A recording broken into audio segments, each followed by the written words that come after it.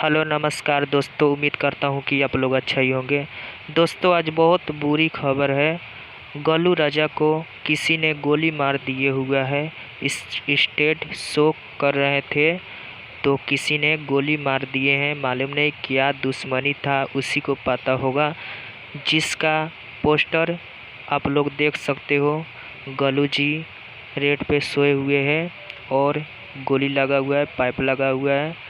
सीने पे एक गोली बाह पे लगा हुआ है। स्टेज शो कर रहे थे तो किसी ने गोली मार दिए हैं। दोस्तों, दवा की ज़रूरत नहीं है दोस्तों, दुआ की ज़रूरत है। आप लोग दुआ कीजिए गोलू भैया को अच्छा हो जाए।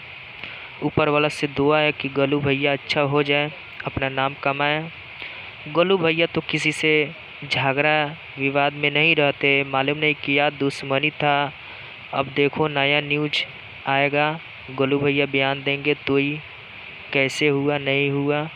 तो दोस्तों, आप लोग दुआ कीजिए गोलू राजा जी सही हो जाए।